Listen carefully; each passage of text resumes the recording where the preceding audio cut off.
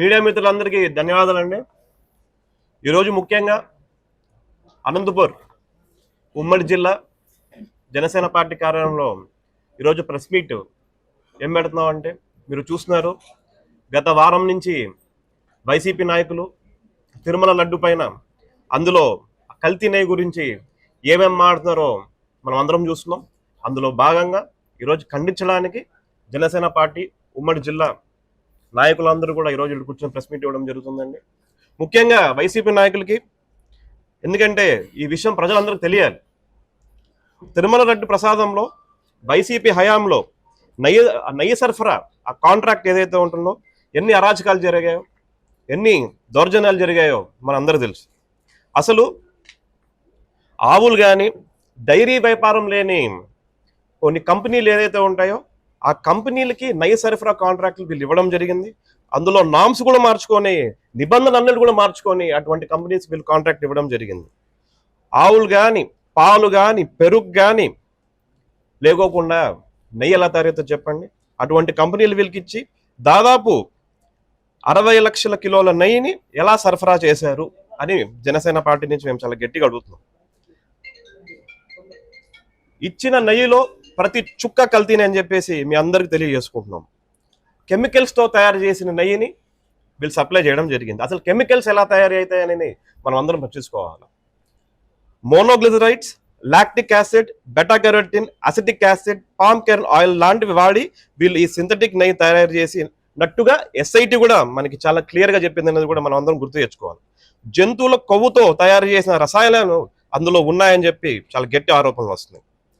ఇవన్నీ వాస్తవాలు అయినప్పటికీ కూడా వైసీపీ నాయకులు మాటలు మాత్రం ఖండాలు దాటుతున్నాయి, ఏవేవో మాడుతున్నారు. కల్తీ నెయ్యి విషయంలో ప్రజలలోకి బలంగా జనసేన పార్టీ అధ్యక్షులు తీసుకెళ్లారని చెప్పే విషయంలో పవన్ కళ్యాణ్ గారి పైన గట్టి విమర్శలు వీళ్ళందరూ ఈ రోజు వరకు కూడా చేస్తున్న విషయం కూడా మనకు అందరికి తెలిసిందే. వైసీపీ వాళ్ళు అధికారంలో ఉన్నప్పుడు ఇటువంటి అవకతవకలన్నీ చేసి అధికారంలోకి కుటుంబ ప్రభుత్వం ఎప్పుడైతే వచ్చిందో దాన్ని పరిశీలిస్తుంటే చేయంగా ఈ వాస్తవాలన్నీ కూడా మనకు అందరూ బయటపడినాయని చెప్పి మీ అందరూ తెలియజేసుకుంటాను. శ్రీ వెంకటేశ్వర స్వామిని వేడుకొని గత పాలకులు చేసిన తప్పుల్ని మన్నించండి అని చెప్పేసి శ్రీ కొనిదల పవన్ కళ్యాణ్ గారు 2024లో ప్రాయశ్చిత్త దీక్ష కూడా చేయమని చెప్పి ఆయన చేశారు కూడా. ఈ దీక్ష కూడా చేసి వాళ్ళు ఎవరైనా ఉంటే కొంచెం కాపాడండి స్వామి, వాళ్ళు చేసిన తప్పుల కన్నా కూడా అని చెప్పడం జరిగింది. ఈ దీక్షను కూడా వాళ్ళందరూ కూడా తప్పుదారి పట్టించి అందులో కూడా దాని వాస్తవాలు లేకోకుండా ఎట్టుబడితే అటు మాడుకుంటా వెళ్ళారు. దొంగలే దొంగ అని ఈరోజు ఇలా ఖర్చిన పరిస్థితులు కూడా మనం అందరం చూస్తున్నాం. వైసీపీ వాళ్ళ పరిస్థితి అలా ఉంది. తిరుమల లడ్డు ప్రసాదంలో జంతువు కొవ్వు కలిసిందని ఎన్టీడీబీ తన నివేదికలో స్పష్టంగా ఇచ్చింది. జంతువుల కొవ్వులు దీంట్లో కలిచాయి అని చెప్పి. తర్వాత ఎస్ఐటి దర్యాప్తులో పాలు లేకుండా కేవలం రసాయనాలతో వాడారని చెప్పి కూడా వాళ్ళు ఖచ్చితంగా తెలిచారు. సో ఈ ఎస్ఐటి రిపోర్ట్ చూస్తే అన్నా కూడా వైసీపీ నాయకులకి కనీసం ఈ రోజు వాళ్ళు ఏం మాడుతున్నది కూడా వాళ్ళు కొంచెమైనా తెలియాలని చెప్పేసి తెలియజేసుకుంటున్నారు. అదేవిధంగా కల్తీ నెయ్యిలో మోనోగ్లిజరైడ్ అనే రసాయనాన్ని ఖచ్చితంగా కలిపారు. కొవ్వుని 200 నుంచి 250 సెంటిగ్రేడ్ హీట్ చేస్తే దాని ద్వారా ఈ రసాయనం తయారు చేసినట్టు కెమికల్ అనలిస్ట్ కూడా వాళ్ళందరికీ చెప్తున్నారు. ఇలాంటి రసాయనం కలిసిన నెయ్యి లడ్డూలో వాడితే అది అభిత్రం కాదా అని చెప్పేసి నేను మీడియా మిత్రులందరినీ ప్రజలందరికీ కూడా నేను అడుగుతున్నాను ఈరోజు. అదేవిధంగా వైసీపీ 5 ఏళ్ల పాలనలో 1,61,00,000 కిలోల నెయ్యిని కొనుగోలు జరగా అందులో 60 లక్షల కిలోలు కల్తీ నెయ్యి సరఫరా అయిందని చెప్పేసి అందరూ చెప్పుకుంటుంటే ఈ కల్తీ నెయ్యితో 20 కోట్ల శ్రీవాళ్ళ లడ్డును తయారు చేసినట్టుగా ఘోర అపచారం చేశారు వైసీపీ నాయకులని కూడా మీ అందరికీ తెలియజేసుకుంటున్నాను.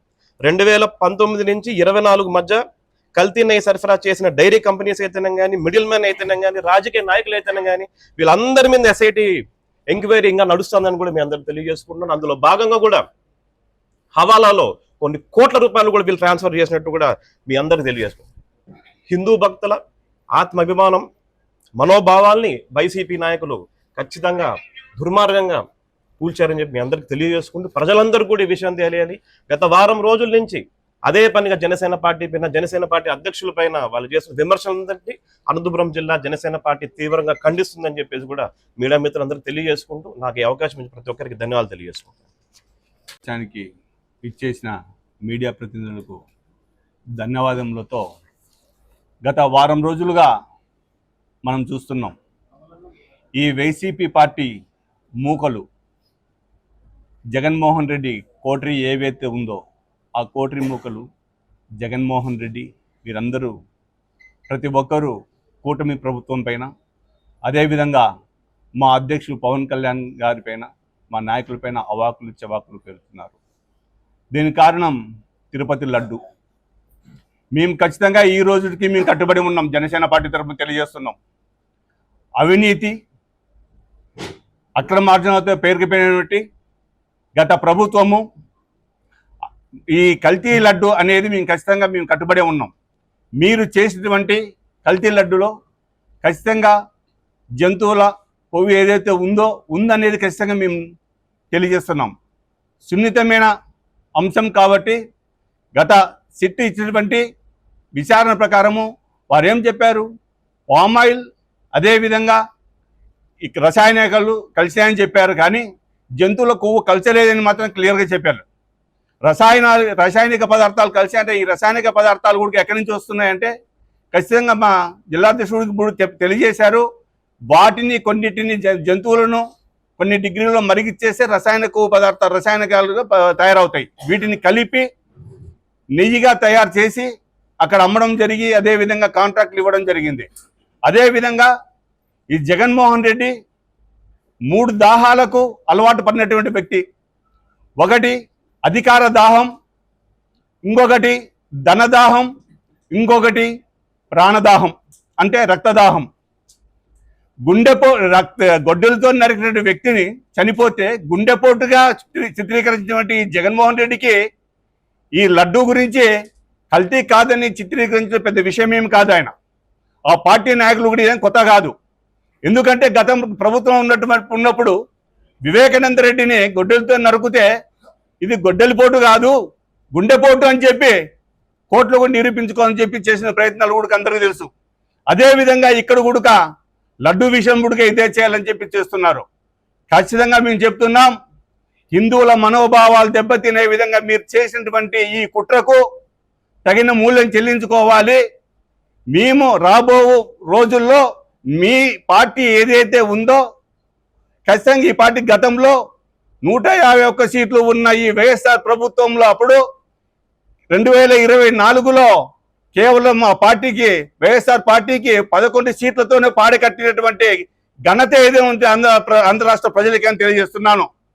ఖచ్చితంగా ఈ 11 సీట్లు కూడా రాబో రోజుల్లో 2029కి 0 రాకుండా చూసుకోండి. ఎందుకంటే మీరు పదే తప్పులు చేసి ఆ తప్పుల్ని కప్పిపుచ్చుకోవడానికి నీతికి నిజాయితీకి నిబద్ధ అయినటువంటి మా పవన్ కళ్యాణ్ గారి పైన మీ ఇష్టం వచ్చినట్టు మాట్లాడితే ఆంధ్ర రాష్ట్ర ప్రజలైతేనేమి అదేవిధంగా జనసేన పార్టీ నాయకులు కార్యకర్తలు చూస్తూ ఊరుకోరు. ఖచ్చితంగా మీకు తగిన మూల్యం చెల్లించుకోవాల్సి వస్తుంది. అదేవిధంగా మీరు కటకటాల పాలయ్యే రోజు తొందరలో ఉందని తెలియజేస్తూ ఈ తప్పిదాలకు మీరు ఇప్పటికైనా సరే తిరుపతి చుట్టూ పొర్లు దండాలు వేసి మోకాళ్ళపైన నడిచి మీ ప్రాయశ్చిత్తం చేసుకుంటే మీ పాపాలు పోవని తెలియజేసుకుంటూ ఇంకొకసారి మా నాయకులపైన జనసేన పార్టీ అధ్యక్షులపైన మీ ఇష్టం వచ్చినట్టు మాట్లాడితే నాలుకలు ఖచ్చితంగా కొయ్యాల్సి వస్తుందని తెలియజేస్తున్నాం. ఈ అవకాశం ఇచ్చే మీడియా మిత్రులకు ధన్యవాదములు. అందరికీ నమస్కారం.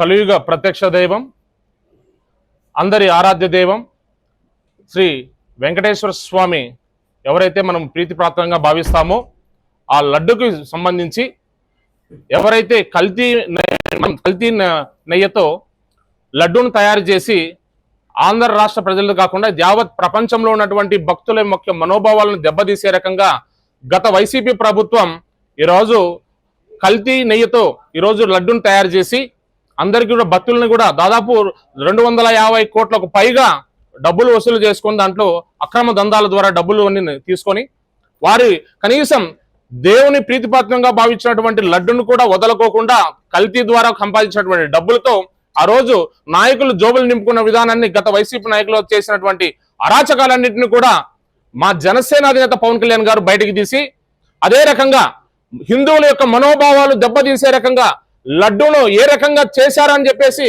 ఆ రోజు బయటికి తీసుకొస్తే ఈ రోజు సిబిఐ ద్వారా సిట్ నివేదిక ఇచ్చినటువంటి నివేదిక ఒక్కసారి గమనిస్తే ఆ నివేదికలో కూడా వీరు గత పాలకులు ఎవరైతే తీశారో కల్తీ నెయ్యిని వాడారు వాస్తవము.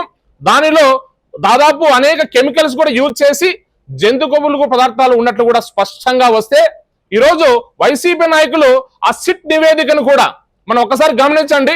సిట్ నివేదిక బహిర్గతం చేసిన తర్వాత కూడా ప్రజలు కళ్ళగప్పి, అంటే ప్రజలకు కూడా మరి అది ప్రజల్లో వెళ్తే వైసీపీకి ఏదైతే నష్టం వస్తుందో అని భావించి ఈరోజు వారికి మరి ప్రతిదాడి చేస్తా ఉన్నారు. అంటే ఇది కల్తీ నెయ్యి లేదు, వాడలేదు, నిపోటి లేదు అని చెప్పేసి ఏదైతే చెప్తా ఉన్నారో వీటిని గమనిస్తే ఒకసారి మనకు అర్థమవుతుంది.